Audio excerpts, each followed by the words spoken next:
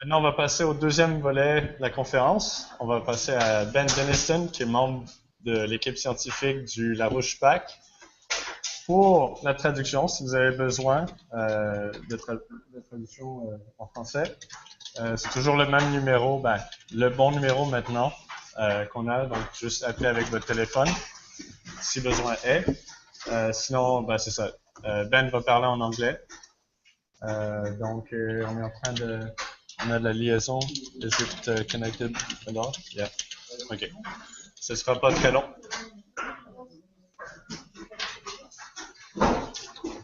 Ah, le voici.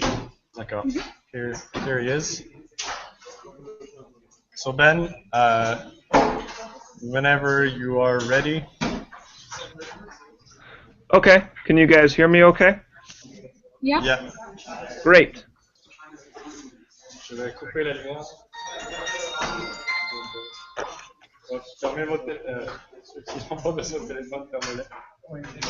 So I'm a member of Lyndon LaRouche's scientific research team, sometimes referred to as the basement team. And I was asked to talk today a little bit about the work we're doing, the work that Lyndon LaRouche has had us doing on the issue of understanding the significance of our galaxy, of the Milky Way galactic system that we're a part of. And this is kind of a frontier area of research that we've been pursuing under Mr. LaRouche's direction. But to get into it, I want to just emphasize the way we're approaching it. The importance of this issue is not an abstract academic scientific study. It's a pursuit of the next scientific level for mankind as a unique species on this planet. You know, the issue is not simply the galaxy as some abstract object, but what the galaxy means, what the principle of our galactic system means for mankind. Not as some isolated object, but what does it mean for mankind, and what is it then, and what does that process then tell us about the nature of mankind as a unique force on this planet, in this solar system, and beyond? And that's what we've been working on with our scientific work with Mr. LaRouche. That's what I wanted to discuss a little bit today. I want to situate it within the context of this threat of thermonuclear war that we've been discussing, that was referenced earlier by Jacques in his opening remarks, that we are literally sitting on the verge of thermonuclear annihilation. If we let Obama go to war with Russia, with China, utilizing thermonuclear weapons, we can see the extinction of modern civilization. And I want to just take a minute and look at that fact, because I think it's a very significant point to be brought out in that reality, on the one side, in the horrors of the potential we see in the hands of Obama with the threat of nuclear war. And I just wanted to take a minute and look at what we're talking about when we talk about the power of thermonuclear weapons. I'm not sure how familiar people are with thermonuclear explosives, but you often measure the size of a nuclear explosive or a thermonuclear explosive in maybe kilotons or megatons. Now, what does that mean? Kilotons references thousands of tons of TNT equivalent. So TNT is a standard explosive that we're familiar with. If we want to measure the energy released from a nuclear bomb, a nuclear explosive device, oftentimes it's compared to the equivalent amount of TNT which would be required to release the same amount of energy as one nuclear explosive. So these are often measured in terms of kilotons, which kilo meaning thousand, thousands of tons, or if not kilotons, megatons, millions of tons of weight of TNT to match the energy release of a single thermonuclear explosive device. One megaton device, and that's by no means the largest thermonuclear explosive or weapon that's been developed or is capable of being deployed, but just to take a reference point, one megaton device releases the same amount of energy as 1 million tons of TNT. To visualize how much TNT that is, that's enough TNT explosive material to fill 2 entire oil supertankers. And if you've seen how large an oil supertanker is, you have an idea of what I'm talking about.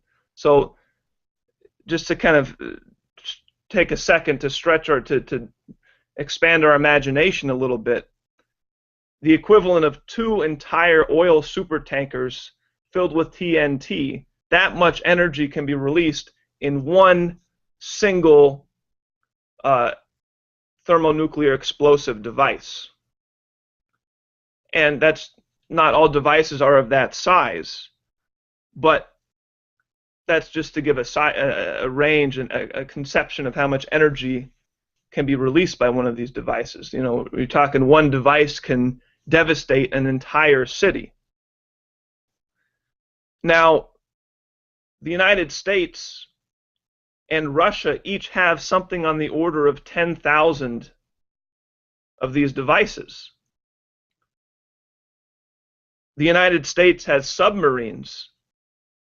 You know, we've covered in particular the Ohio-class submarines of the United States military forces, where each submarine can have up to 24 missiles, and each missile can have 4 to 8 individual warheads, which can be targeted at different targets.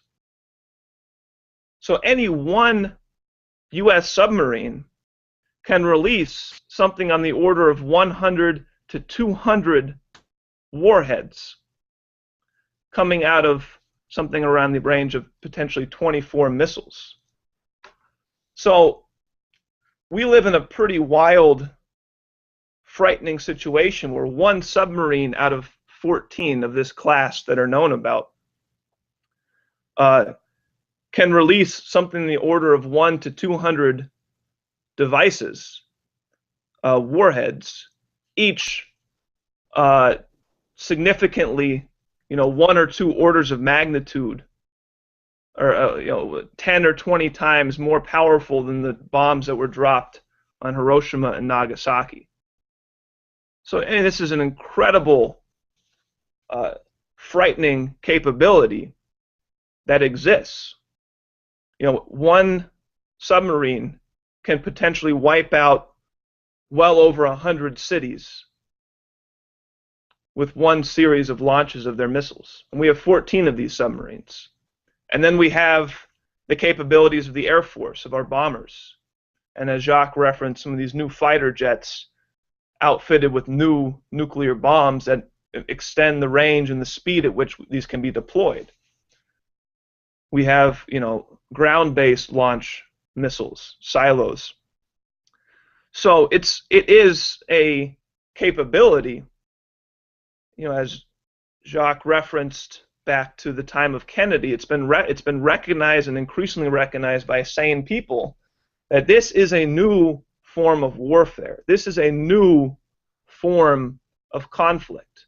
This is a different game, a different stage, a different age that mankind has entered within the past, 80, 50 to 80 years. And right now, that capability is in the hands of Obama. So, just to re-reference what we've discussed, Obama is not mentally fit to be in the presidency of the United States, and LaRouche is leading the effort to have him removed from office because he is pursuing a military aggression policy directed at China and Russia, backed up by this thermonuclear annihilation capability. But let's think about this reality that warfare has now reached the point where we can destroy ourselves as a species. That has not been the case before. We've had world wars. We've had the collapse of empires. We've had conflicts. None of that has had the ability to self-annihilate the entire human species. Now that potentiality exists. So this is a unique, although we've been in this point for decades now, it's still a new situation. It's still a new reality that global society has not come to really address in a sane way. Something has to change. We can no longer afford the potential, even the slightest chance, for this type of conflict to break out, because the consequences are beyond anything that we could even imagine. But right now we're again, after having gone through the Cuban Missile Crisis, after having gone through the Cold War, the high points in the Cold War in the 80s, having gone through these developments, having gone through cases where just a glitch in a computer system has almost triggered launches. That has happened before.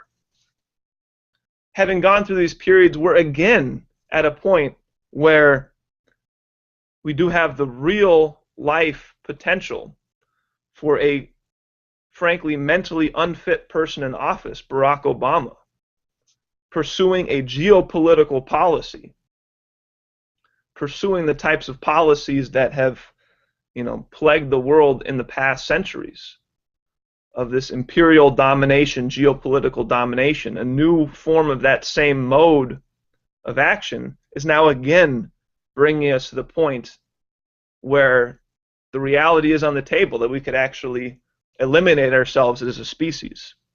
So something has to change.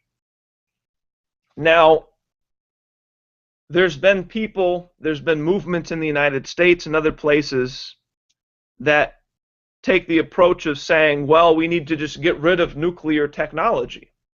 We need to eliminate nuclear weapons. Well, that might not be a bad thing if we could actually somehow get to the point where we don't have massive stockpiles and, launch-ready nuclear weapons sitting there on cue pointed at each other. That would be good. But that wouldn't, prevent some other nation or some other force at some point in the future from developing that technology again, developing the capabilities again. So some people say we should just eliminate this technology. We should just not have anything to do with nuclear at all. Some people go completely over the top and say we should just get rid of all things nuclear, not even, pretend we never even discovered this this power, this capability of nuclear reactions, which can unleash such devastation. But that is a fallacious, some just frankly idiotic view, because you can't undo technological progress. You can't undo scientific discoveries. You can't take mankind backwards. You can't reverse mankind's development, and you can't hold mankind back at any one given level. So I think, looking at this looking at the current war danger from that standpoint, I think puts a rather interesting and important perspective on what challenges we are facing right now. we being, mankind as a whole, and we being, in particular, people who are stepping up to take leadership to move society forward and to address these particular challenges. We're at a point where something does have to change. We can't somehow create a world where mankind no longer knows about E equals mc squared and the potential for releasing the energy density capabilities in the atomic nucleus. We're in that world now. You can't take that back. But what we're discussing here, what Lyndon LaRouche has put on the table, what he's been fighting for decades, what Helga Zepp LaRouche has been fighting for decades, what Helga Zepp LaRouche has more recently put on the table as an explicit call for the end of the age of geopolitics. We're looking at the need to make a change, not in eliminating some technology, but in moving the global cultural system to a new level, to a new stage. And this is not, think about the threat we're facing right now. This is not some, fantasy,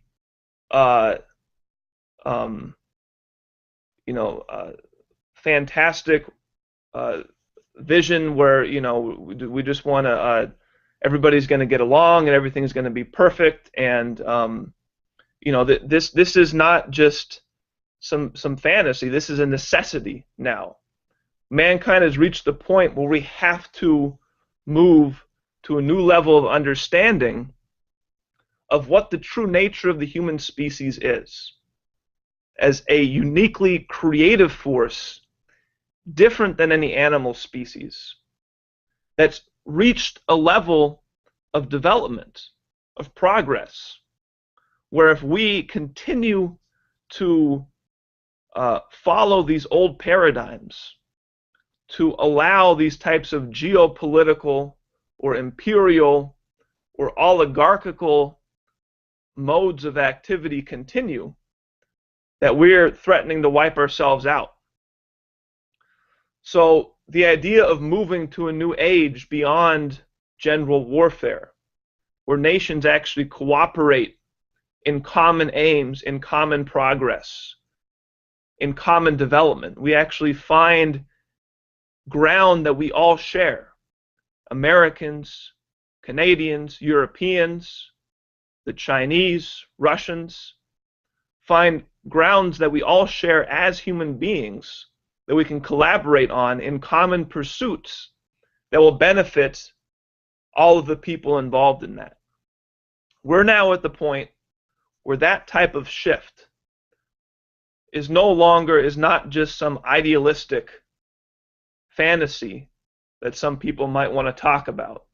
That is a necessity now, typified by what Obama represents. Because if we don't do that, we're going to continue to have people like Obama. We're going to continue to have the threats of warfare. And one of these is going to break out, and that's going to be it. So now we're at the point where we have to make that shift. Now, included in that shift is a higher recognition of what mankind really is as a creative force. Because with this whole geopolitical perspective that needs to be eliminated, comes with these doctrines of the belief in a zero-sum game. The idea that there's a zero sum, that there's everything, no matter what, will come out to the same finite level of wealth, of resources. That there's a finite level of wealth available on this planet. There's a finite amount of resources available on this planet. And if we let an adversary get some of those resources, that means it's that many fewer resources for us. This is the idea of a zero-sum game, this geopolitical perspective, that we must compete and suppress our enemies and try and dominate our enemies so we can ensure our own progress and dominance. This idea that mankind is a species of that nature must go, because that's not true. I think this idea of a zero-sum game, finite wealth, finite resource supplies. I think this is not only typified in the geopolitical perspective, but it's also typified by the Green Movement most explicitly. This is the entire doctrine of the Green Movement. The Green Movement is built on the same false ideologies, false assumptions, false beliefs as these geopolitical thinkers, these geopolitics who are bringing us to the threat of extinction and annihilation. They share the same false worldview, the same false, not worldview, same false view of mankind, of what mankind is, the same lack of understanding of human creativity, of the very fundamental thing that separates mankind from the animals, from the beasts, from the animal species. And we're seeing this emerge, as was discussed a little bit earlier, around this new United Nations Climate Change Summit scheduled for this winter in Paris. We're seeing this in the process of the build-up to that UN Climate Change Summit, with the recent dramatic reversal of the Vatican and the Pope, with the Pope throwing his weight behind much of these ideological views of the Green Movement. Much of these views of mankind as really no different than the animal species. So, these are some of the most important issues that mankind has to take up right now. A higher scientific conception, scientific understanding of the true nature of mankind, and that which separates mankind from other forms of animal life on this planet. And then how can we, as distinct nations and distinct cultures and different peoples, come together and pursue these common grounds, these common aims? So if you take the Green Movement, you take, let's take a leading example. Take what the Pope recently did with this encyclical he wrote, this document the Pope recently put out declaring his support for many of the aspects of the Green Program, and has been part of the process of the Pope going along with this push around this UN Climate Change Summit in Paris. Well, on the one side, we know that the major force in this thing, in shifting the Pope's position, in authoring this particular document, is an official of the British Empire. He's of German origin, but he has been brought in to the British merit system. He's been officially brought in as a designated official of the British Empire by the Queen herself, a guy named by the name of John Schellenhuber. He in particular, has been on record calling for major global depopulation. He's proponent of these radical green ideas. He was the main force in shifting the position of the Pope, the position of the Vatican, to go along with this green perspective. You look at what came out in this document. You look at what came out in this new encyclical under the name of the Pope. And you look at these references to this praise of Gaia, this praise of Mother Earth, this particular praise of Mother Earth, Gaia Earth, as that which provides all the fruits and the bounties for mankind. This idea, this cult worship of the earth as the provider of all the needs for mankind, that we need to respect and pray to our Mother Earth, because Mother Earth is that which provides all of our needs. Provides us with the air, with the atmosphere, with the land, with the food that we depend upon. You know, this pagan worship of Mother Earth as the provider of all, the thing that gives us everything we need to survive. You know, there's nothing wrong with being a good caretaker. There's nothing wrong with taking care of the planet. But this idea that we praise the planet as the source of wealth for mankind is crazy, is scientifically wrong. You know, mankind does not live off of the fruits of the planet. Mankind lives off of the fruits of mankind's creative action. If mankind were an animal, mankind would be living off of the fruits of the planet, the fruits of the biosphere. If mankind were an animal, mankind would be dependent upon what is provided to our species by the biosphere itself. But we're way beyond that. We don't depend upon the natural state of the biosphere. We don't depend upon the natural conditions provided to us by Mother Earth, so-called. We are dependent upon, we live upon the creative actions generated by mankind himself. You know, if you want to, we could spend a lot of time discussing this, going through examples. I read an article recently, just a short thing, looking at agriculture and what mankind has done to increase the productivity, the usefulness of food. You know, you ask a common person today, they might think of, you know, crops, agriculture, food as something naturally provided to us by the biosphere. Nothing you eat is a natural product of the biosphere. Even if you get something that says GMO-free, genetically modified, non-genetically modified organism, that is not a natural product of the biosphere. That is a product of hundreds and thousands of years of human cultivation to increase the productiveness, the usefulness of different agricultural crops. And I think just some of these examples are fun, are useful, just to kind of get a sense. You take corn. You take what corn, corn, a major staple of the food supply for many people.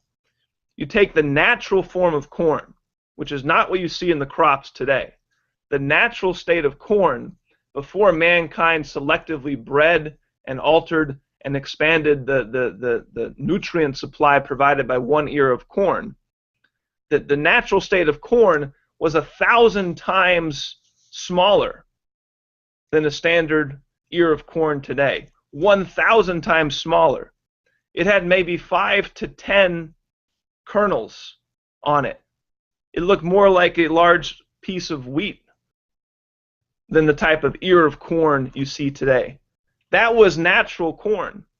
What we eat today has been improved by human intervention, by human creative development, by the unique actions of mankind in improving the conditions of the biosphere, in improving the nutrient supply, the capabilities provided by living processes. And it's not just corn. Every vegetable, fruit that you eat has been altered in a similar way. We're able to, and this is even before, this is before even the so-called modern age, before the Industrial Revolution, before fertilizer. Even well before all these developments, mankind had already for thousands of years been altering and improving the conditions of the biosphere, improving the conditions of the planet, such that mankind was increasing his living standard.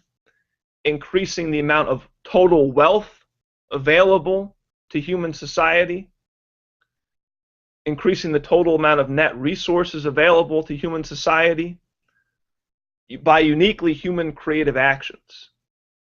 So, you know, this idea that this assumption, this axiom that we still find today so prevalent, that we're, you know, dependent upon the conditions of the natural world and a certain finite amount of resources available in the natural world, is just scientifically absurd. But it's not just absurd, it's not just wrong, it's a very specific, particular rejection and lack of understanding of what mankind is as a unique creative species with this particular characteristic of human creativity, which separates mankind from the animals. That for mankind, what's truly human, what's truly unique about human capabilities is the ability to have this type of progress, to effectively facilitate the self-evolution of the human species in a way that no animal species can possibly do. You know, Mr. LaRouche has kind of put a certain metric to this in his scientific study of economics and his development of the scientific metric of potential relative population density. You know, maybe if you want to try and take a simplified understanding of that, you know, what you might call in effect the carrying capacity for the human species, for maybe a particular nation or a particular region or the whole planet, whatever region you want to select. You know, what's the maximum carrying capacity or potential carrying capacity? Or as Mr. LaRouche defined it in a more scientific way, in a more rigorous way, what's the maximum potential relative population density that mankind can sustain? Again, in an economy, a particular economy, in a continent, or in the world as a whole. That mankind is the only species that can act to self-define that metric, to increase that metric. You know, animal life might change and develop, but it comes with evolutionary change. It comes with the extinctions of thousands of species to make room for new species, which are of a higher order. But for animal life, these types of changes come with extinctions, come with wipeouts of entire species, and replacements of earlier species with newer species. And it comes with biological changes, morphological changes, going from cold-blooded to warm-blooded, going from skin that's you know, moist and permeable to moisture, to dry skin that can contain moisture. You know, these types of evolutionary technologies that enabled life to expand, to develop. You know, life goes through certain types of, animal life goes through certain types of qualitative progress. But it's over evolutionary time, and it's a particular type of biological process, biological evolution. But as soon as we see the introduction of mankind, we see something unique, something new that we didn't see expressed anywhere in the history of animal life. The ability for mankind to increase his potential relative population density, to change his own ecological limitations, boundaries,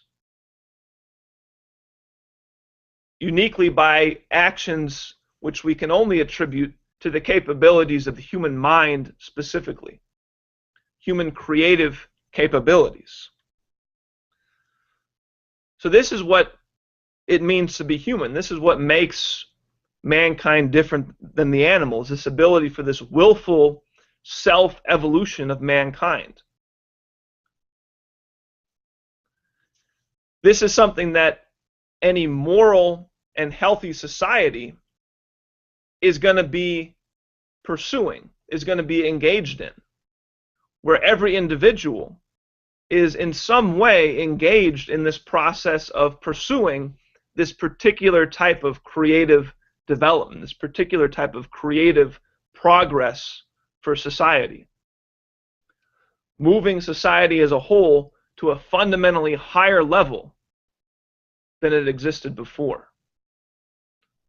Creating new resource bases, creating new wealth, creating new resources that weren't available earlier, creating a higher population with higher living standards than existed before.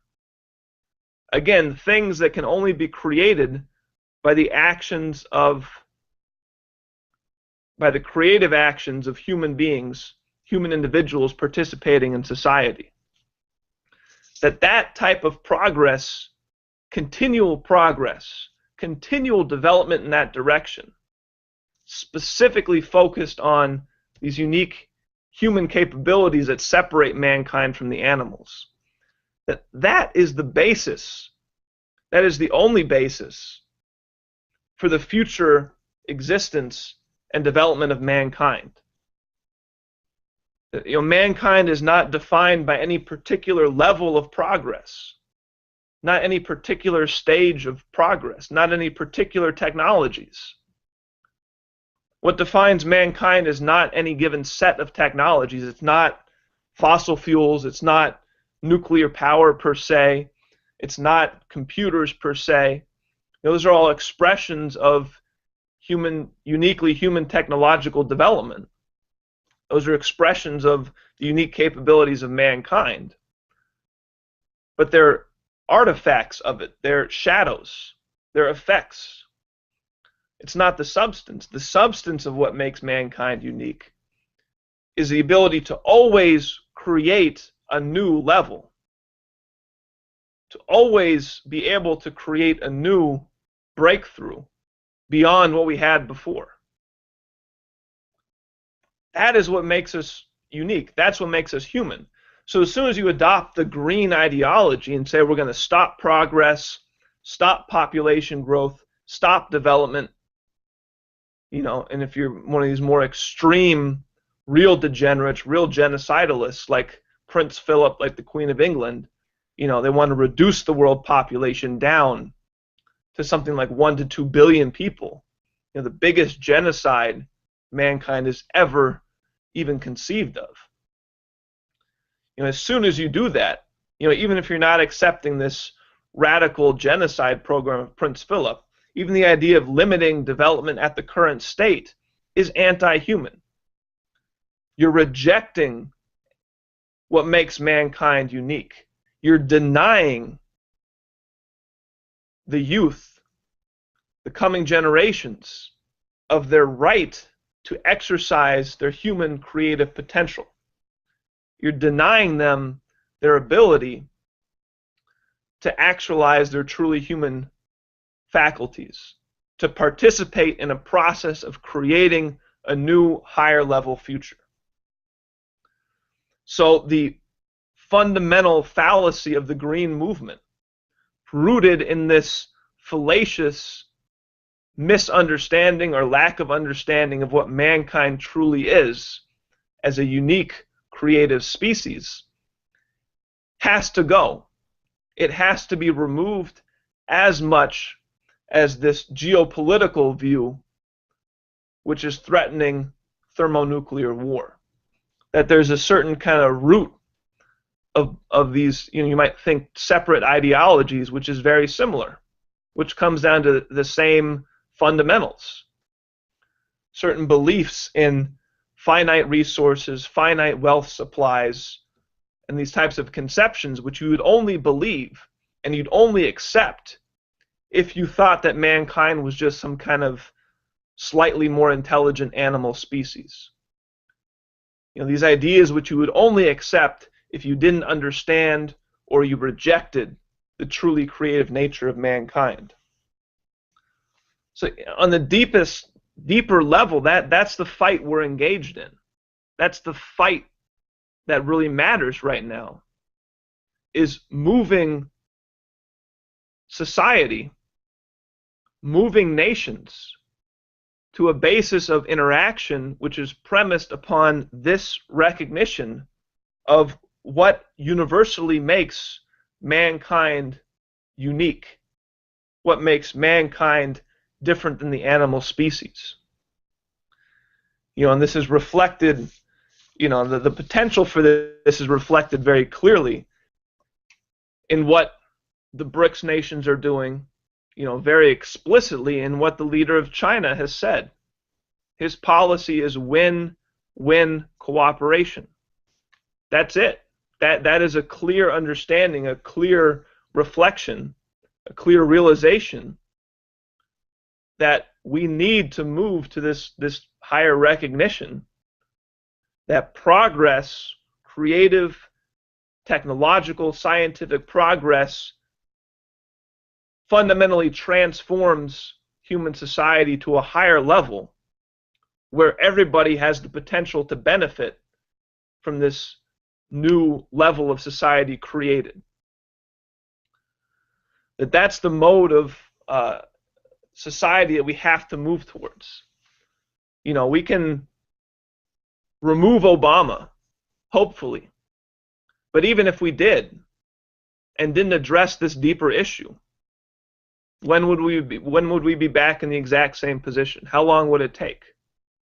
As I said earlier, we went through the Cuban Missile Crisis. The world was on the brink. Over 50 years ago. We had similar situations, maybe not as dramatic, maybe not as publicly known, but we had similar situations where we were on the verge of this type of warfare breaking out, potentially threatening the annihilation of mankind. So we've been there before. Now we're there again. Why? Because we're not addressing this root issue. This fundamental need to move to a higher order of relations that is premised upon this understanding and this acceptance of human creativity as the universal principle which makes mankind distinct and is the basis, the only basis, the fundamental natural law underlying our relations between each other as nations. And what we're seeing now with this threat of nuclear confrontation is a certain irony, a certain ironical expression of the actuality of human nature progressing to a point where now we wield, because of our unique creative capabilities, we've reached a point where we wield the principles of stars, in a sense. We wield the capability that fuels our entire solar system. That we're tapping into the principles underlying the formation and the development and the existence of entire stellar planetary systems. That I think in a very real fundamental sense, mankind is at this level is really separating himself from an existence on Earth to really premising his existence on the principle of the solar system as a whole. That because we're a creative species, naturally pursuing our creative development, improving the biosphere, improving the Earth, and now reaching a point where we're transcending even the Earth and subsuming the Earth in a sense, in terms of principle, in terms of the principles on which human society is now increasingly based. That we're basing our actions, our existence, on these higher order principles of the solar system, expressed in things like fusion technologies and the potential of matter-energy reactions. That as we pursued these capabilities and brought us to this level, there's a certain fundamental irony that we now face such horrors. But again, the horrors aren't the horrors of nuclear annihilation. The horrors aren't because of the technology. They're not because of progress. They're because we haven't yet rooted out and eliminated these false ideas, these false conceptions of the true nature of mankind and the only and the true scientific basis for mankind's existence in pursuing our higher order development of not just the planet but out into the solar system. That what we're seeing expressed now is a natural consequence of the reality of human development on one side, measured interacting with the failure to remove and root out these oligarchical imperial conceptions and social tendencies which should have been gone long ago, which are the remnants of an earlier era. So if you look at mankind's current situation today, where we stand, what we're facing, that's the bigger picture. That's the fight we're engaged in. To remove, not just remove Obama, but remove the entire social process, the entire degeneracy surrounding him that's holding mankind back. And at that point, just to come to what we're working on right now under LaRouche's direction with this galactic perspective, we again see that the potentials are limitless if we pursue this direction. The solar system isn't even the limit. We're not bounded to the solar system. We can go to a higher level. The solar system is just a subsumed part, a relatively tiny part of our galaxy, composed of hundreds of billions of stars, of which our star, our sun, is only one part. Organize an entire larger coherent system, a galactic system organized by principles which we don't yet understand, which are anomalous to us presently, which we can't fully understand at our current levels. But if we were to understand these things, this would give mankind even greater potentials. So just as we've seen the transition of mankind just being limited to the Earth as an Earth-based species, transitioning to a level where we're now potentially wielding the principles of our solar system, including things like fusion reactions and related technologies, which are a consequence of understanding the principles governing our sun and our solar system. We can look to these higher frontiers of the galaxy, of the galactic system, as the even higher order process in the universe, which contains our solar system, which contains the Earth. And there's a lot that can be said on this, but one leading frontier that we've been pursuing in this galactic perspective is, as was mentioned, the issue of water. Water is supposedly a major crisis point today and in the coming generations. That places are running out of water. They're running out of water supplies. That they don't have the adequate water supplies needed to support their populations. In the United States, we see this in California, where we have a crazy degenerate running that state, Jerry Brown, who refuses to pursue the needed development of new water supplies, which are fully on the table and accessible, and instead believes that we should be reducing the population of California, lowering the living standards, and these crazy things. If you take this issue of water, we're now realizing that one of the major factors governing how water behaves in the atmosphere, in the atmospheric system, is the effects from our galaxy, so-called galactic cosmic radiation. That we've long realized that our Earth, even here on Earth, even here in the atmosphere, we're living in a galactic environment. We're being affected by the atmospheric characteristics of our galaxy, you could say. That our galaxy is completely permeated with high energy radiation. distributed throughout the entire galactic system. We exist within that context. It penetrates our solar system. It penetrates the Earth's magnetic field. It penetrates the Earth's atmosphere. And this effect from our galaxy, this thing we think is so far away and so much bigger than us, is actually at play constantly every day, every hour, every minute, every second on Earth.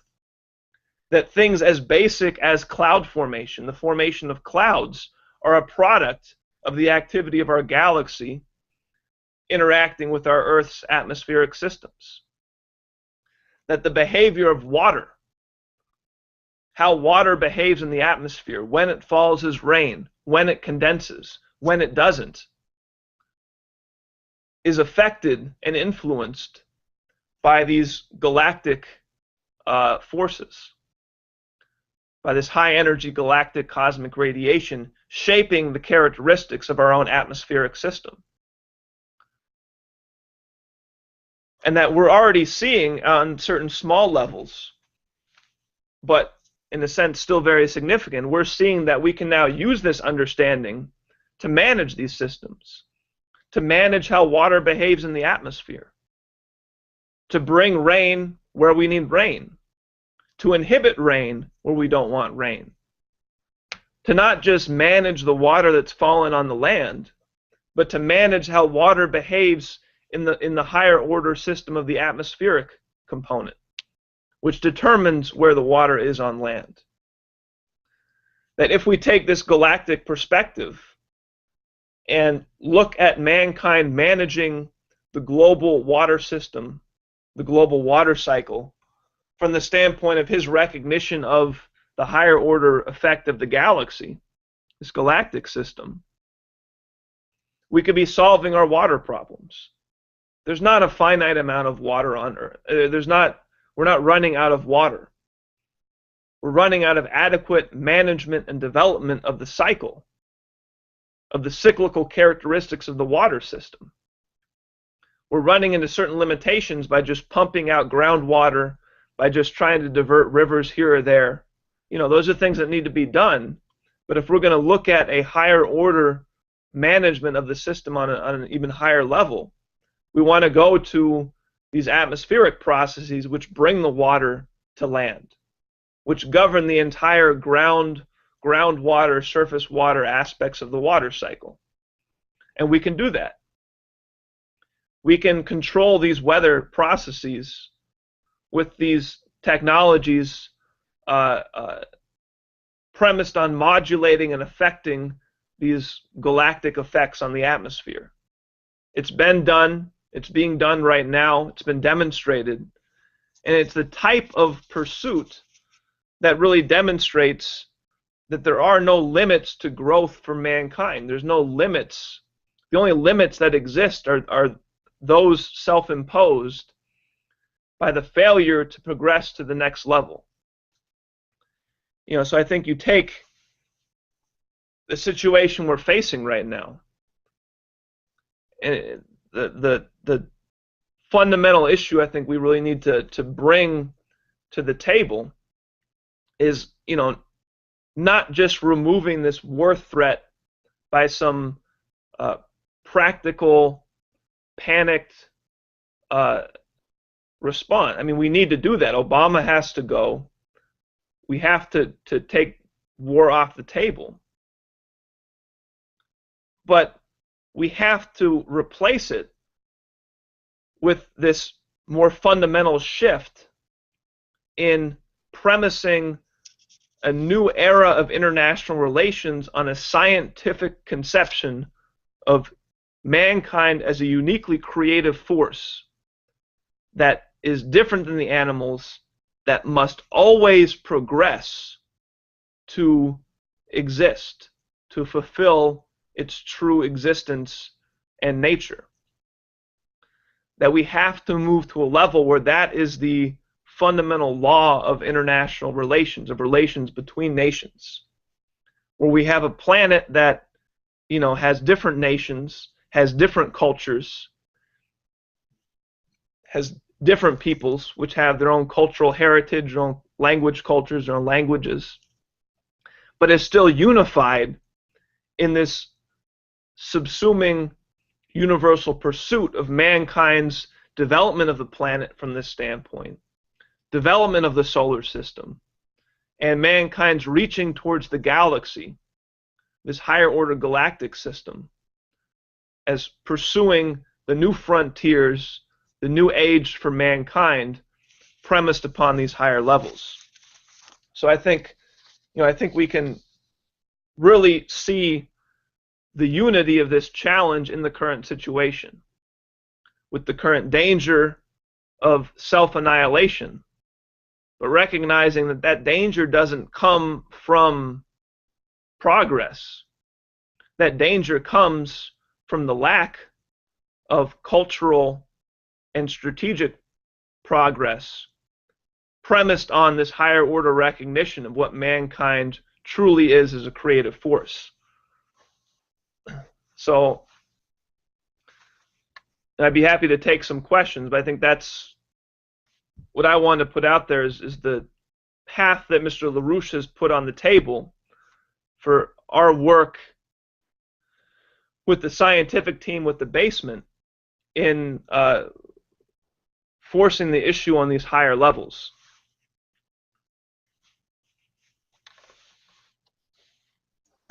Hi, Ben. You're ready for questions? Are you ready for questions? Yeah, sure. Okay. Does anybody, est-ce qu'il y a des gens qui ont des questions pour Ben? Je vais juste ouvrir la lumière un peu.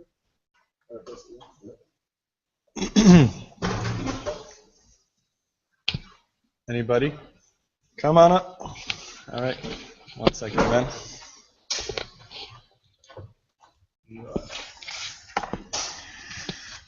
Hi. I'm happy that you talk about the improvement in food things because it's one of the thing I disagree the most with your movement because I got some information that the main for cereal, for example, we only ate cereal for the last 10,000 years.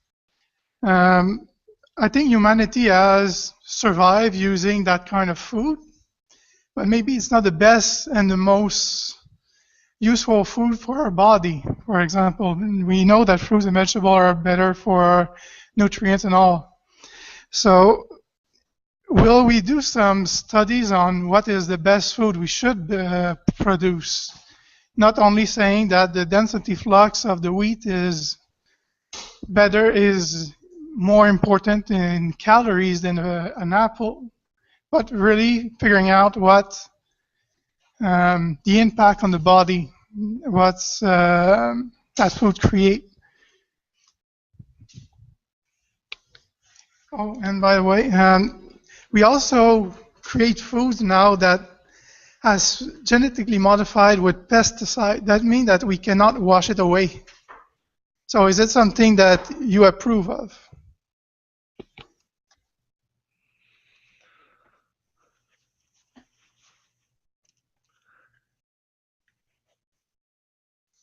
Yeah, I mean, as I discussed, we've already been genetically modifying food for thousands of years. You know, I think this is a very good example of exactly the real issue that we need to take up, because often the way this is presented is as if technology is the problem. You know, to genetically modify something, you know, people protest against GMOs, no genetically modified organisms. Well, why is that inherently bad?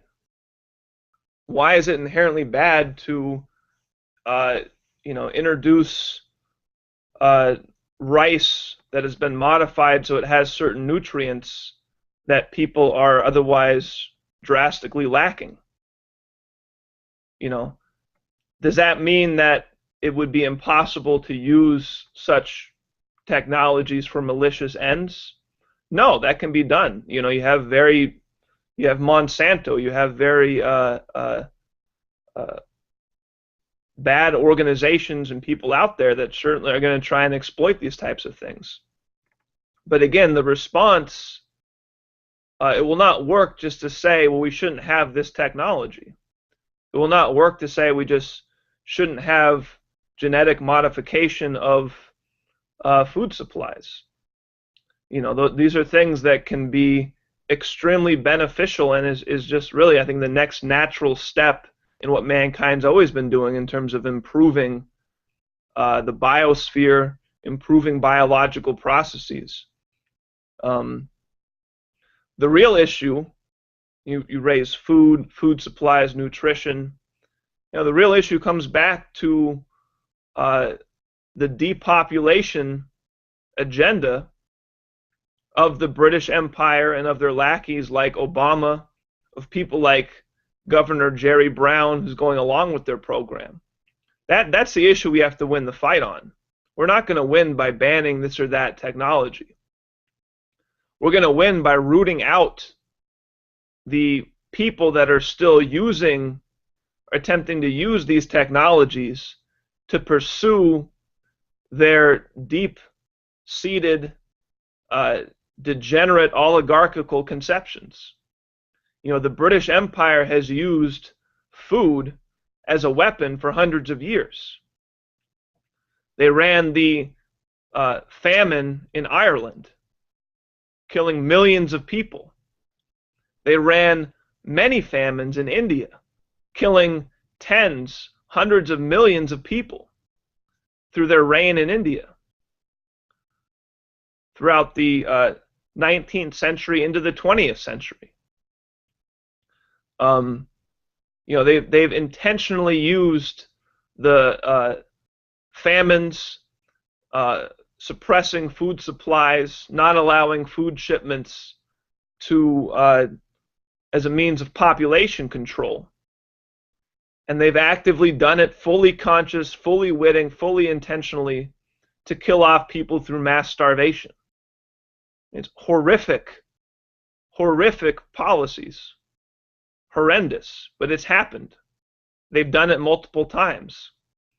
You know, and their legacy, their next generations, the people of the same belief, are currently out there today pursuing the same policy, you know, with the latest technologies, with the latest methods.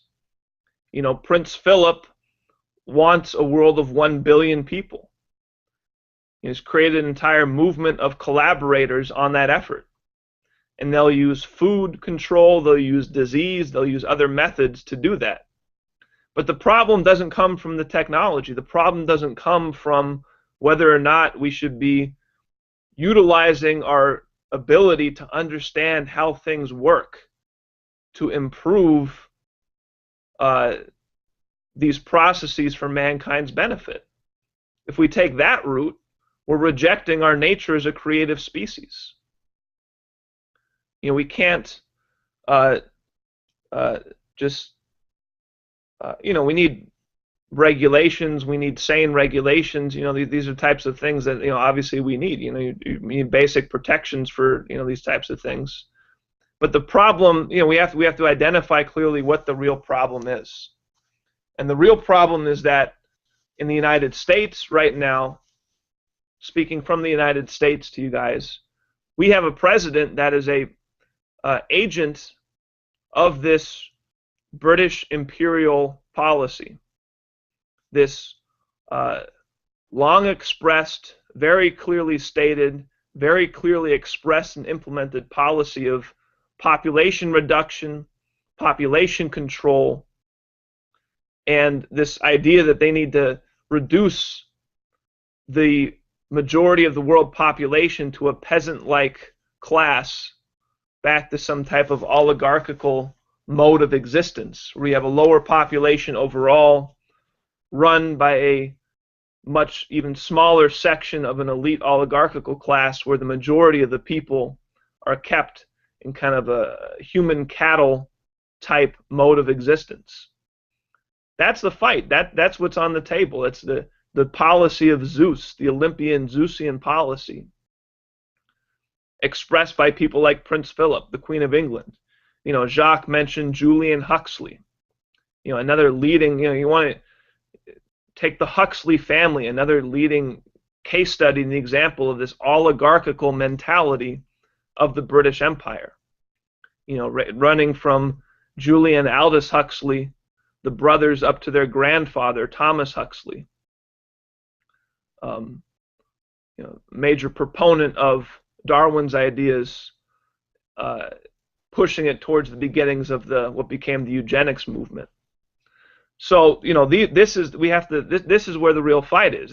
It's eliminating the influence of these institutions, of these factions, and we have an amazing opportunity to do that right now. We have a new world system being created, led by Russia and China and their allies with the BRICS nations and the many nations that have allied with them, you know, in pursuit of something very simple: the freedom to develop and progress, and the freedom to collaborate in development and progress.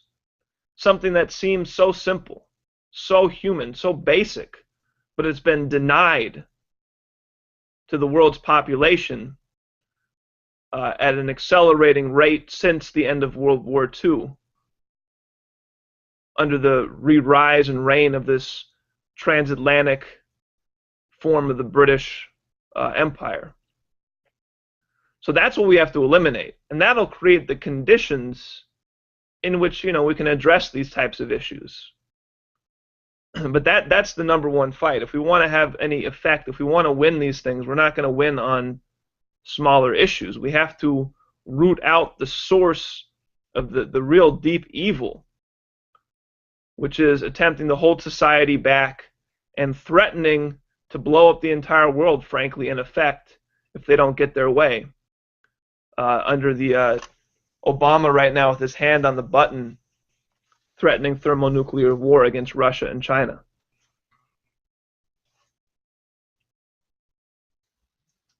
Does anybody else have a question? Yes, coming up. I have two questions. Regarding Obama, I agree with you regarding Obama that this administration is probably a worse administration than the Bush and Cheney administration, and Obama should be impeached just based on the fact that he's assassinated his own citizens and he's trampled all over the Constitution. But there's a continuity of government, and the vice president will take over, unless I'm missing something here. And Joe Biden, as far as I can tell, is just a loudmouthed idiot warmonger who will continue the same policy. And my second question is regarding the Pope and the Vatican. Do you think that a coup d'etat has taken place in the Vatican, if that's possible, with the appointment of a pagan and a Gaia worshipper as the head of the Academy of Sciences in the Vatican? This is an outrage as far as I'm concerned, and I'd just like your remarks on that. Yeah, two very good questions. I mean, on the first one, yeah, you could say worse than Bush.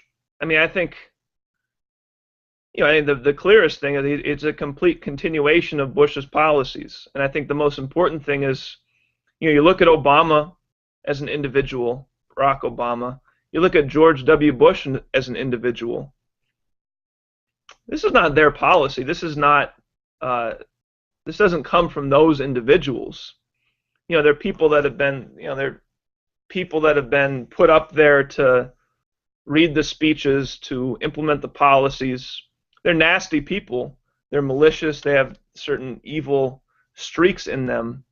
But they're carrying forward and expressing a policy of this British policy and their allies on Wall Street. So it's really it's a total continuity from Bush to Obama. But I think the key is to not get sucked into mechanical or mathematical thinking, as Jacques was mentioning a little bit earlier in his address. You know, it's not just removing an individual. This would be, you got to think, how would that occur? What would actually happen? You know, would it just be someone would just put a resolution in, people would vote on it, and then he would step down as an individual, and someone else would step up? It doesn't work that way. If people started pushing to have Obama removed, either by impeachment or by the, you know, constitutional means which recognize that he is not mentally fit to remain in office because he's threatening to unleash the horrors of thermonuclear war completely unnecessarily in an aggressive action. You know, whatever means it were to occur, if people were to win that fight, it would be a win of it would be winning a political fight. It would not just be removing an individual. It would be a retaking of the control of the U.S. presidency. So it's not just one person goes, one person comes in. You know, this would be, the way it would happen would be in a process by which a new faction would move in and redirect the presidency of the United States. You know, whether or not, you know, whether or not Biden would be in there or whatever, I think would be a completely secondary issue. You know, it would be an effective retaking of the control of the nation by a different faction that wants a patriotic faction that recognizes the dangers, and there would be an entire new momentum moving in that direction created by that process. So, you know, I think that the key is to get away. This came up a lot with the Bush administration. The key is to get away from this type of mechanical thinking on it, and you know, you really are dealing with dynamic social processes, and it's not just one-to-one interactions. So, you know, we're not dealing with the other thing. We're not dealing with people that are just completely in control of every aspect of everything that happens. You know, these guys are not all powerful. You know, there are other factions at play. There's other elements in the United States institutions, in the presidency itself, in the Congress, you know, in other elements of the U.S. government. So it's not just a homogeneous control of this thing. So to think that, you know, just you pull that one guy out, the next one guy will come in, it doesn't quite work that way. And if we can get a process where you can marshal the political institutional forces to cause such a shift to occur and to carry out such a shift, that will put them in the position of carrying through what follows after that. And that's what we're fighting for. That's what has to happen. Regarding the situation in the Vatican, you know, I just admit I'm not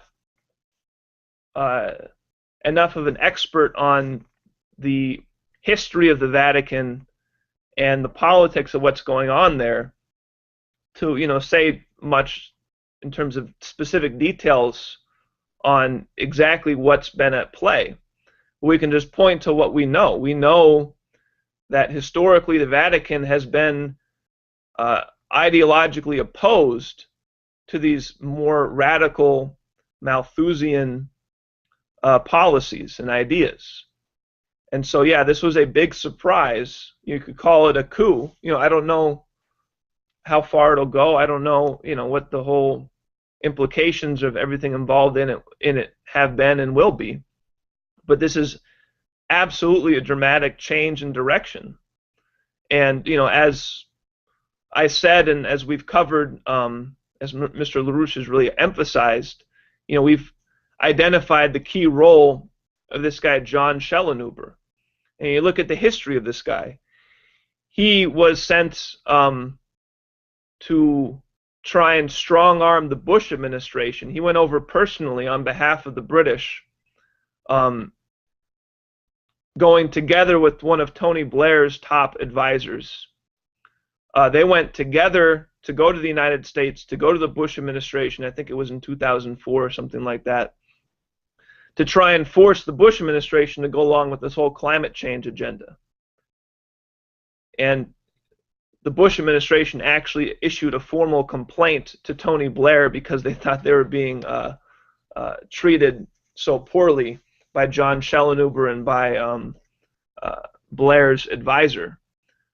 But then Schellenhuber went again to go meet with Obama when Obama became president, to get Obama to go along with the British policy on this climate change green agenda program.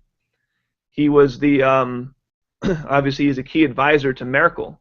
So he's got a whole history of being shipped around as a agent of influence to try and strong-arm, muscle, force these different institutions to go along with this climate change, really in effect depopulation program. So to see him in particular as the key advisor to the Pope, and some think, you know, a major author of large components of the encyclical, you know, tells a lot in terms of where the source of this shift came from.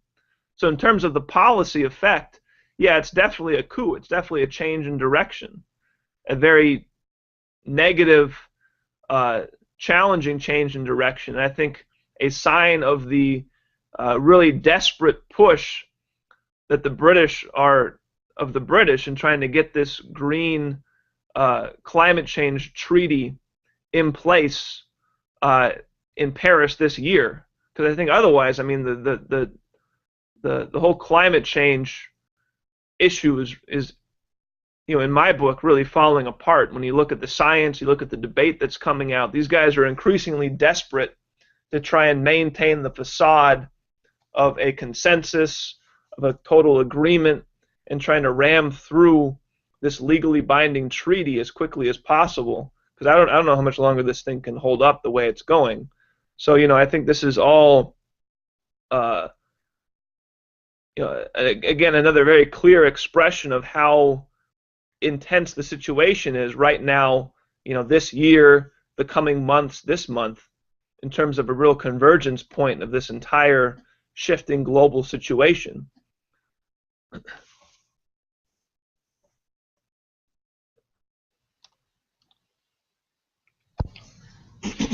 Does anybody have another question here for BenDeniston? I don't think my question was answered. Okay, sure. A follow-up question? Regarding the impeachment of Obama, Mr. LaRouche, he says how bad Obama is, and he waves his arms and he fulminates and calls Obama names, and you know, LaRouche thinks things through. Is he just dreaming that there's some faction waiting in the wings that will take over if Obama is impeached, and this faction will put America back on track again?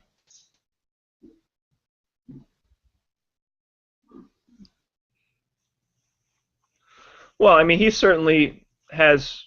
I mean, just to declare very clearly up front, I'm certainly by no means qualified to have a full assessment on Mr. LaRouche's assessment of the institutions of the United States government. I mean, since his work in the early 70s, mid 70s, up through the present, he's been, you know, an active factor in the institution of the U.S. presidency. You know, maybe most explicitly up front and center around his relationship to Reagan, but you know, throughout these entire decades, he's been a component in the dialogue process in and around the U.S. presidency. And you know, I think another element of that, I think, you know, is it's not just that, you know, who talks to who. You know, you talk to important people, you get the right, you know, the good information from, you know, the high sources or something like that. You know, from I think it's also he has a sense of how these institutions work. He has a sense of what the factions are, what the different lines are, where the dividing lines are, who's on what issue. And, I think he's the one who's qualified more than anybody to have a clear assessment of what the real potentialities are for the United States in terms of what types of institutions and factions could come forward and carry through with a different direction. He has, I could just say a couple things very briefly. I mean, he's made no secret about pointing to the importance of Bill Clinton in particular, while, separating Bill Clinton from his wife, who has her own ambitions which blind her to certain higher realities. But, you look at Bill Clinton's role as president. This was the last president we had that made a serious effort to take on Wall Street and the international financial system. That's not a small task. That's not a small statement. That's not a little thing that he did. He really put his life on the line, quite frankly, coming out, calling for a new global financial architecture, making certain moves in terms of initiating discussions which could have led to that. So that's, an example of a recent president who, might not have been perfect on every issue, but was willing to take on the Wall Street global London financial system, which is, the exactly what runs Obama today. So, that's a clear example of the type of shifts that have been attempted, expressing certain intentions of certain factions in and around the presidency. You have O'Malley, who's very explicitly running his campaign on the recognition that Wall Street must be rooted out and we must have Glass-Steagall. You had, very recently, as we covered, as Jeff Steinberg and Megan Beats covered in our Friday webcast last night, you had a recent interview by the former head of the Defense Intelligence Agency, which is one of the many intelligence agencies in the United States. The agency tied to the Department of Defense. And the head of that agency had been doing good, solid, rigorous intelligence work, showing the fallacy of the Obama administration policy in the Middle East, in Syria, in the surrounding region. And for that, he was bounced out. He was fired. He was kicked out. And he just came out and gave an interview where he openly stated and put on the table, and he stuck his neck out, openly presenting to the public that he in fact knows that the Obama administration in fact knows and had intended that they're arming a radical Islamist fundamentalist movement, and that's what they're doing in the Middle East.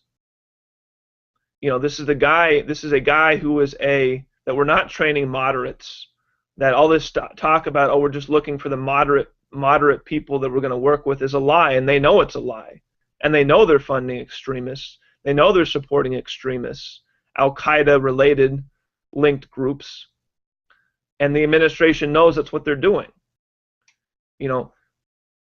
People like this, like this former Flynn, the former head of the Defense Intelligence Agency, they don't just come out and do that on their own, by themselves, just on a whim. I think that these are indications that there's a lot more going on behind the scenes and in the institutions of the U.S. government than you might see covered in the mainstream media, or maybe that'll ever come out publicly. Obviously another leading example has been the opposition from the military and the U.S. Joint Chiefs of Staff to Obama's military policy, led by General Dempsey, who's been while he's had to maintain his allegiance to the president, being a member of the armed forces and being serving under his commander-in-chief, Obama, has still been able to remain an effective war avoidance factor in stopping the war in Syria a couple of years ago, and in avoiding, attempting to avoid and pull back from what would be a catastrophic thermonuclear annihilation. So I mean, these are a few things that are just out there, but I think to see this, shows us there's a lot more going on behind the scenes. There's a lot more involved in the institutions of the U.S. government. And I think there are plenty of good, patriotic people who would be very happy to work in a sane administration with a sane orientation and a movement towards collaborating with other nations in moving in this other direction. And we know that just from just the work that we've done in Washington, D.C. And you meet these people who are the real people that run the government, the real people that implement the policies and write the policies. Despite the top-down consolidation of the presidency under this Obama administration, there are many people and factions in and around the U.S. government that, to varying degrees, hate what's happening and would absolutely be willing to go along with or are trying to push or fight for a different direction. So, but Mr. LaRouche's point most emphatically right now, within the last weeks, is his most emphatic point in this whole thing is that the worst thing people can do is try and predict where the outcome is going to happen. We don't know. It's an open fight right now. What's going to happen is going to be what people make happen, and that's the most important thing. People get stuck in this mindset of just there's some all-powerful people up there making decisions and you can't do anything about it. No, it's a fight. It's a political fight. We have to marshal the political forces in the population, in the institutions, to support the people to win this fight. It's an active, ongoing process that we're in the middle of. And that was, just within the last couple of weeks, as Mr. LaRouche first started to really warn about the imminent danger of this month of August. That was his refrain, that was his emphasis, that we have to not sit back and give commentary on what we think is going to happen, but we have to see ourselves as players in an active battle that's going on right now that can determine the outcome of global civilization.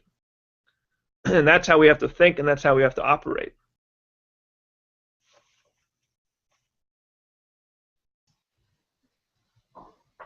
Okay, all right. We have one last question, or do you have a bit more time, Ben, for a last question, or? Yeah, sure. Yeah, okay. Anybody, or I have one. Yeah, okay. All right. I'm sorry I missed a bit of your presentation. I hope that's going to kind of fit with it. But, we discussed, Lynn has discussed this idea that science, the last real scientist was Einstein. And, there was this big attack coming from the Russell Bohr faction to try to destroy the science that Einstein, the faction that Einstein represented as the real scientific faction. There's this idea of entropy, which was introduced actually before, reworking the work of Sadi Carnot and saying that, we were basically going into death, and that was the principle of the universe, basically. It's a very sad destiny for everybody. And then there was this uncertainty principle, which was brought up by the Copenhagen interpretation and the quantum physics that we know today. But this is, at the same time as they're saying that it's chaos and it's always going to be chaos, they're trying to implement laws to say that we're going to do it one way and nothing else can be permitted. It seems to be very contradictory with the way that the universe seems to. They want to dictate it. They want to tell people how to do it, and they say the universe is chaotic. To me, it's very contradictory. And I wanted to ask you a question to comment on this. What do you think? Yeah, absolutely. I think that it goes to the I think what Mr. LaRouche understands is the unification of the process we're in the middle of right now. He's in referencing Einstein as the last great American. He said sometimes scientist of the 20th century, the only one really. Is highlighting this process of degeneration in science, but also in culture, in art, and in general thinking and outlook, especially in the United States, in the transatlantic region, over the past century. And I think to address what you're raising here, I think the most important issue is the attempt to destroy the conception or the understanding of human creativity. That, I think, comes out as an invariant expressed consistently in this process.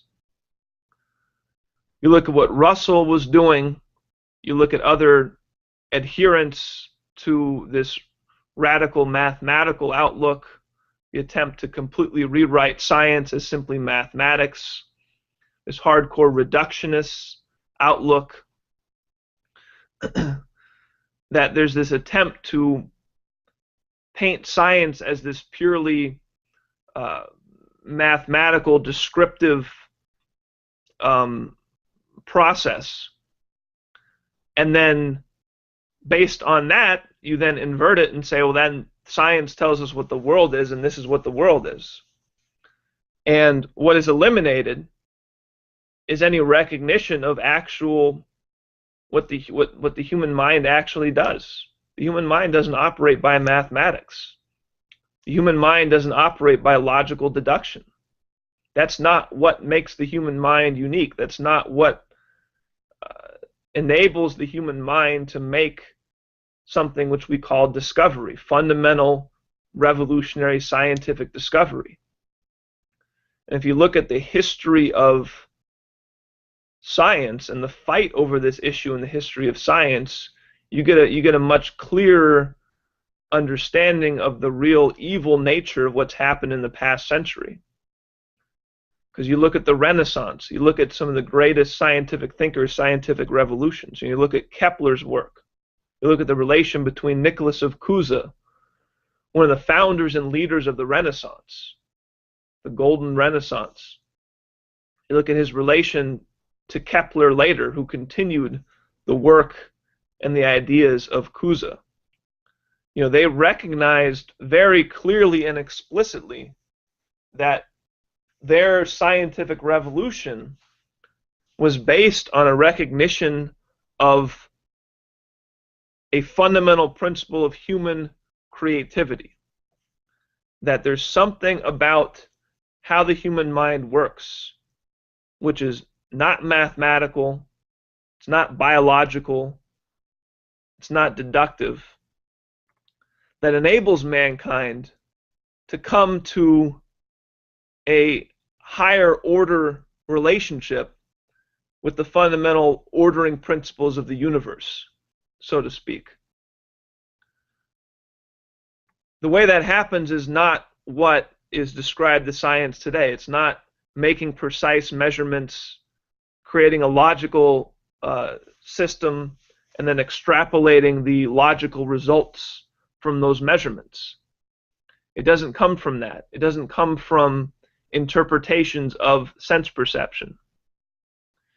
It comes from something unique that the human mind can do, a certain process of discovery, irony, metaphor, creation of something which didn't exist before, which didn't come from the logical implications of the predicates, but was generated anew as something independent and created in and of itself.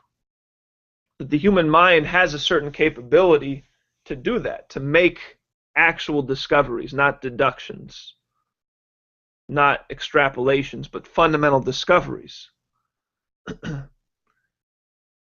that has been rooted out, attacked, destroyed, and basically eliminated from our conception of science. And what's presented as science today, and what's presented as also art, culture, really tries to destroy or root out or suppress any discussion or recognition of the unique creative powers of the human mind per se. And so you look at what's happened in science, I think that gets right at the root of it. That on the one side, we recognize that that is the capability that enables mankind to have scientific progress, to develop, to change his relationship to the universe. Not from sense perception, not from mathematics, not from deduction, but from human creativity alone. Then you can invert that and say, well, what does that tell us about the nature of the universe? We don't have the whole answer. We don't know everything. But what does that tell us about the nature of the universe? That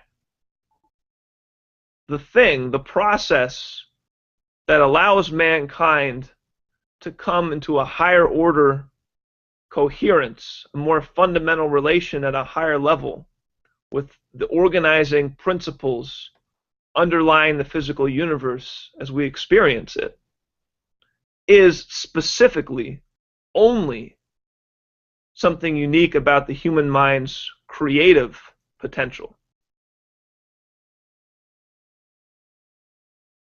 That our understanding of the universe, our recognition of how the universe operates, is fundamentally tied to the fact that it is specifically human creativity that is what the universe is responsive to. That is what allows us to come into a higher order understanding of how the universe operates. This is something that Cusa certainly understood in his founding of modern science, in his work intimately tied to the development of the Renaissance. And this is the conception that absolutely needs to return today if we're going to move society forward.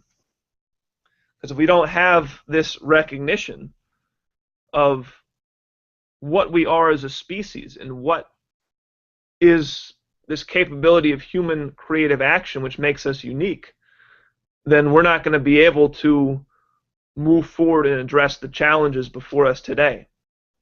So again, I think this is what's so important about this organization, this movement, the Schiller Institute, the work of the LaRouches, is that we're not just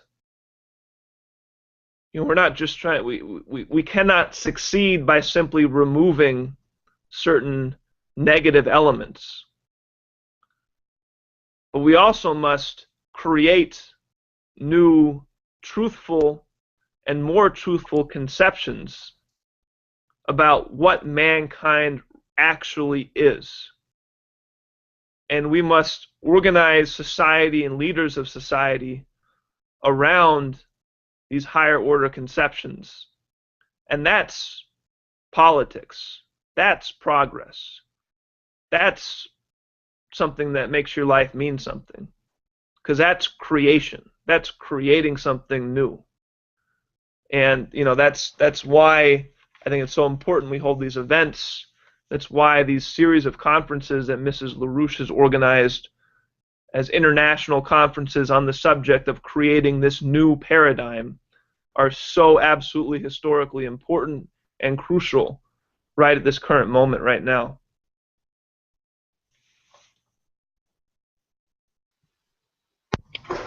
Well, thank you very much, Ben, for this discussion we had today.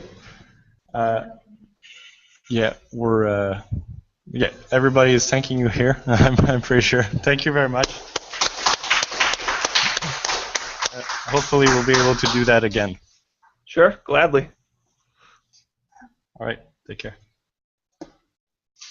And that's what we've been working on with our scientific work with Mr. LaRouche. That's what I wanted to discuss a little bit today. I want to situate it within the context of this threat of thermonuclear war that we've been discussing, that was referenced earlier by Jacques in his opening remarks, that we are literally sitting on the verge of thermonuclear annihilation. If we let Obama go to war with Russia, with China, utilizing thermonuclear weapons, we can see the extinction of modern civilization. And I want to just take a minute and look at that fact, because I think it's a very significant point to be brought out in that reality. On the one side, in the horrors of the potential we see in the hands of Obama with the threat of nuclear war. And I just wanted to take a minute and look at what we're talking about when we talk about the power of thermonuclear weapons. I'm not sure how familiar people are with thermonuclear explosives, but you often measure the size of a nuclear explosive or a thermonuclear explosive in maybe kilotons or megatons. Now, what does that mean? Kilotons references thousands of tons of TNT equivalent. So TNT is a standard explosive that we're familiar with. If we want to measure the energy released from a nuclear bomb, a nuclear explosive device, oftentimes it's compared to the equivalent amount of TNT which would be required to release the same amount of energy as one nuclear explosive. So these are often measured in terms of kilotons, which kilo meaning thousands of tons, or if not kilotons, megatons, millions of tons of weight of TNT to match the energy release of a single thermonuclear explosive device. One Maintenant, on va passer au deuxième volet de la conférence. On va passer à BenDeniston, qui est membre de l'équipe scientifique du Larouche PAC. Pour la traduction, si vous avez besoin de traduction en français, c'est toujours le même numéro, le bon numéro maintenant qu'on a, donc juste appeler avec votre téléphone, si besoin est. Sinon, c'est ça. Ben va parler en anglais. Donc, on est en train de... On a de la liaison. Is it connected at all? Yeah. OK. Ce ne sera pas très long.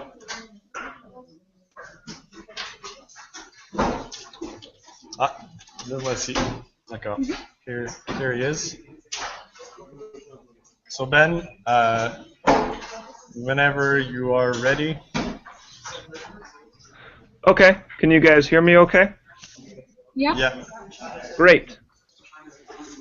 Je vais couper la lumière. Fermez votre téléphone, fermez-le. So I'm a member of Lyndon LaRouche's scientific research team, sometimes referred to as the basement team. And I was asked to talk today a little bit about the work we're doing, the work that Lyndon LaRouche has had us doing on the issue of understanding the significance of our galaxy, of the Milky Way galactic system that we're a part of.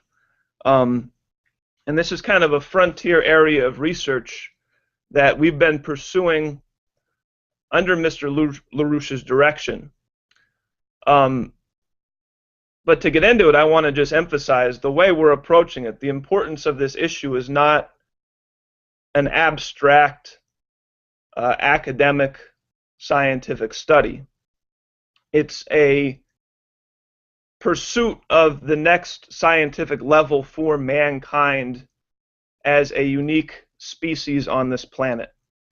You know, the issue is not simply the galaxy as some abstract object, but what the galaxy means, what the principle of our galactic system means for mankind. Not as some isolated object, but what does it mean for mankind, and what is it then, and what does that process then tell us about the nature of mankind as a unique force on this planet, in this solar system, and beyond? Heads, each significantly, 1 or 2 orders of magnitude, or 10 or 20 times more powerful than the bombs that were dropped on Hiroshima and Nagasaki. So, this is an incredible, frightening capability that exists. One submarine can potentially wipe out well over 100 cities with one series of launches of their missiles. And we have 14 of these submarines. And then we have the capabilities of the Air Force, of our bombers. And as Jacques referenced, some of these new fighter jets outfitted with new nuclear bombs that extend the range and the speed at which these can be deployed. We have, ground-based launch missiles, silos. So it is a capability, as Jacques referenced back to the time of Kennedy, it's been recognized and increasingly recognized by sane people that this is a new form of warfare. This is a new form of conflict.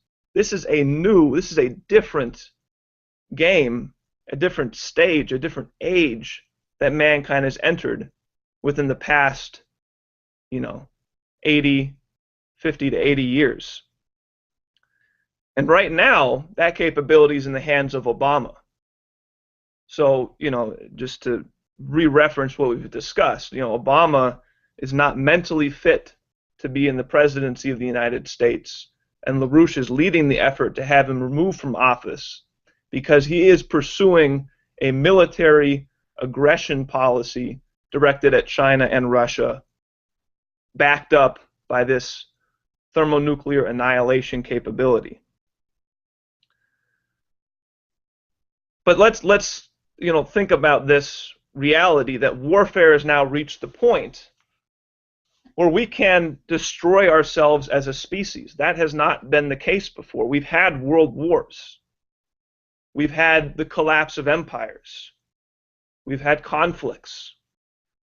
None of that has had the ability to self-annihilate the entire human species. Now that potentiality exists.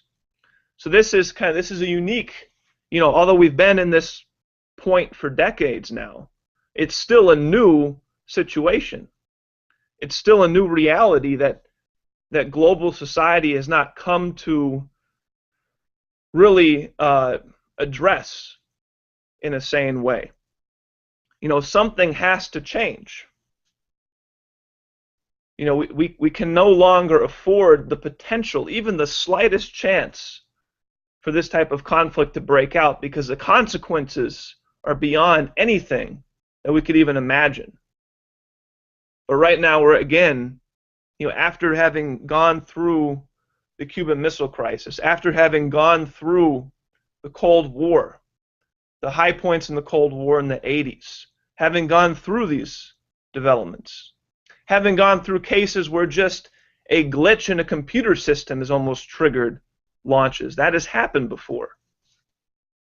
Having gone through these periods, we're again at a point where we do have the real life potential for a frankly mentally unfit person in office, Barack Obama, pursuing a geopolitical policy, pursuing the types of policies that have, plagued the world in the past centuries, of this imperial domination, geopolitical domination. A new form of that same mode of action is now again bringing us to the point where the reality is on the table that we could actually eliminate ourselves as a species. So something has to change. Now, there's been movements in the United States and other places that take the approach of saying, well, we need to just get rid of nuclear technology. We need to eliminate nuclear weapons. Well, that might not be a bad thing if we could actually somehow get to the point where we don't have massive stockpiles and, launch-ready nuclear weapons sitting there on cue pointed at each other. That would be good. But that wouldn't, prevent some other nation or some other force at some point in the future from developing that technology again, developing the capabilities again. So some people say we should just eliminate this technology. We should just not have anything to do with nuclear at all. Some people go completely over the top and say we should just get rid of all things nuclear, not even, pretend we never even discovered this this power, this capability of nuclear megaton device. And that's by no means the largest thermonuclear explosive or weapon that's been developed or is capable of being deployed. But just to take a reference point, 1 megaton device releases the same amount of energy as 1 million tons of TNT. To visualize how much TNT that is, that's enough TNT explosive material to fill 2 entire oil supertankers. And if you've seen how large an oil supertanker is, you have an idea of what I'm talking about. So just to kind of take a second to stretch or to expand our imagination a little bit, the equivalent of 2 entire oil supertankers filled with TNT, that much energy can be released in 1 single thermonuclear explosive device.